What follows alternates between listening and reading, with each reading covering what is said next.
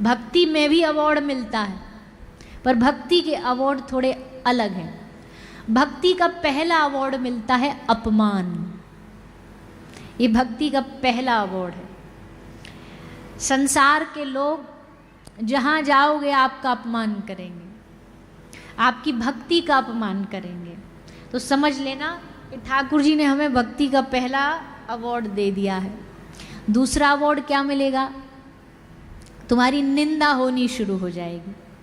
जितनी निंदा ज़्यादा होने लग जाए ना, समझ लेना ठाकुर जी अब हम पे बड़े खुश हैं, बड़े रीझे हुए हैं।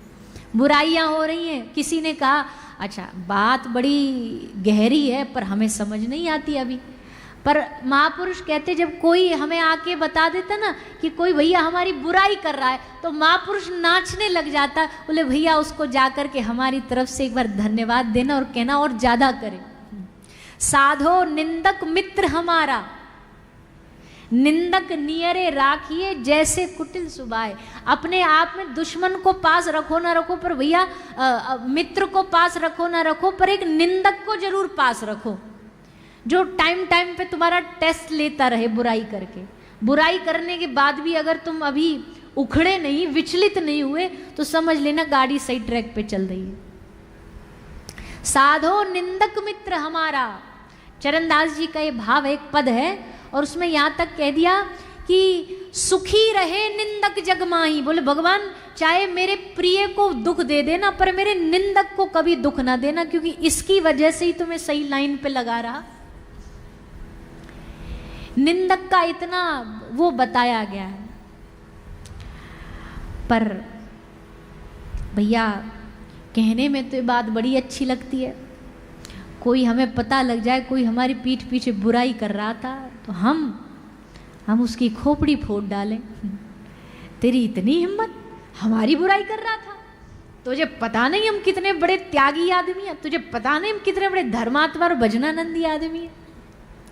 छोड़ेंगे नहीं उसे।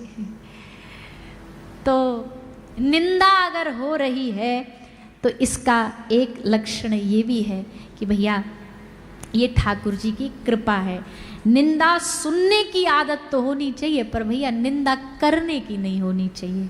सुन लो तो बेहतर है, पर निंदा करो मत, किसी की निंदा ना करो। इस संसार में ऐसे बहुत लोग हैं जिनके पास काम धंधा नहीं है कुछ, उनका एक ही काम है बस निंदा करते रहो, इसकी उसकी, टाइम पास करते रहेंगे, चौराहे पर बैठ जाएंगे, ताश खेलने बैठ जाएंगे और बस संसार की निंदा करें। नहीं नहीं, कोई किसी को नीचा समझ के, छोटा समझ के निंदा कर रहा है, भैया तिनका एक छोटा सा ही होता है, तिनके की कोई औकात नहीं होती। आदमी पाँव में दबोच देता है, कोई कुछ नहीं जानता, लेकिन वही छोटा सा तिनका अगर आँख में गिर जाए तो अच्छों को नचा डालता है।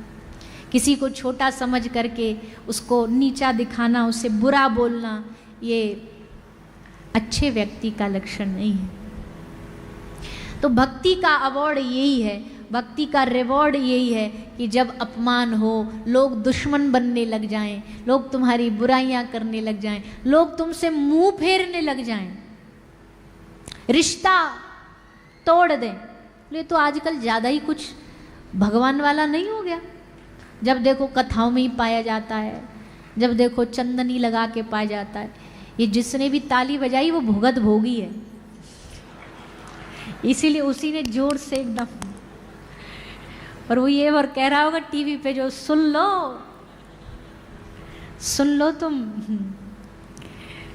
होता है, क्या करें भैया, होता है। जब जैसे ही ने कोई टीका ठप्पा लगा करके माथे पे गली में से निकले ना, तो चार लोग ऐसे टेढ़े टेढ़े देखते हैं जैसे पता नहीं हम कौन सा बुरा काम कराएं।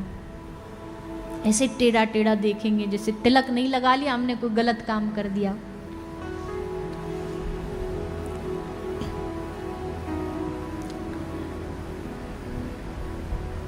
तो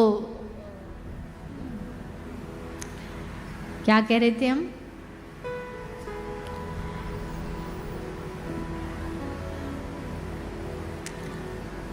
हैं प्रहलाद जी, अरे प्रहलाद जी इतना तो याद है, इतने भी अभी बुढ़े नहीं हुए। तो हाँ, निंदा होगी ही, बुराइयां होंगी ही, उसको स्वीकार करो, उसको स्वीकार करो ठाकुर जी की कृपा समझ करके। भगवान का होने के लिए अगर कुछ बातें सुननी भी पड़ जाएं तो क्या फर्क पड़ता है। भगवान का होने के लिए किसी की 2-4 बातें किसी ने सुना दी, हमसे रिश्ता तोड़ लिया, ठीक है, बढ़िया है, अच्छा है, क्या घटा हमारा, क्या गया हमारा। तो प्रहलाद जी महाराज उसका प्रत्यक्ष उदाहरण है कि जीवन में चाहे तुम्हारे लाखों दुश्मन बन जाएं, चाहे तुम्हारा अपना कोई सबसे सम्माननीय, अपना कोई सबसे प्रिय भी अगर तुम्हारा भक्ति में बाधक बने, तो भाई भैया घबराओ नहीं, चरय वेती, भक्ति में चलते रहो, चलते रहो।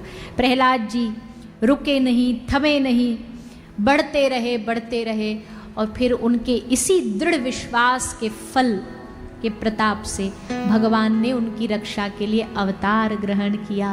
पकड़ करके हिरण्यकश्यपु को अपनी गोद में लिटा करके 6 वरदान पूरे करके उसका उदर फाड़ दिया। क्रोध में पूरा विश्व जलने लगा, ब्रह्मांड जलने लगा। ठाकुर जी कहते, मेरा इतना प्यारा भक्त, इतना भोला भक्त प्रहलाद, क्या कष्ट नहीं दिया इसको, क्या पीड़ा नहीं दी तुमने इसको, पर अब बहुत हुआ। प्रहलाद जी को श्री ठाकुर जी ने कृपा करके आशीर्वाद दिया और फिर कहा प्रहलाद जी को, वरम ब्रूहि, वरदान मांग बेटा, क्या चाहिए।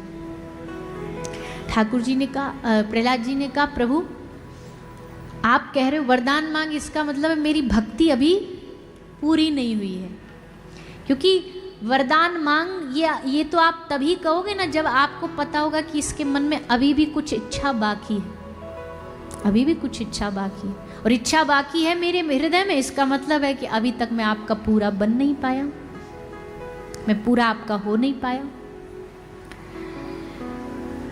भगवान से मांगना ये कोई श्रेष्ठ भक्ति में नहीं गिना जाता। पर हम एक दिन बोला था ना, हम चतुर लोग हैं, हम भगवान तक को भी चकमा देने की सामर्थ्य रखते हैं।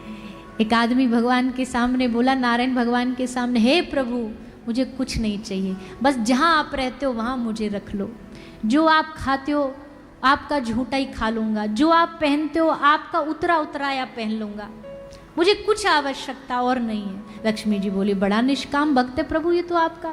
ठाकुर जी बोले, देवी आप जानती नहीं इसकी चिकनी चुपड़ी बातों को, क्या बोल रहा है, जहाँ आप रहते हो वहाँ रह लूँगा। मैं कहाँ रहता हूँ, वैकुंठ में। अब बता, वैकुंठ में आ गया, वैकुंठ की सीट पक्की करा ली।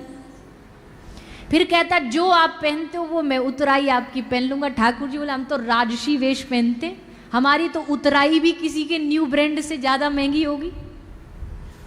फिर बोला, जो आप रूखा सूखा खाते हो, ठाकुर जी कहते, हमारे तो रोज 56 भोग लगते हैं, तो जो आप खाते हो उसी में हमको दे देना, हम वो खा लेंगे। ठाकुर जी बोले, बड़ा एक नंबर का चतुर है।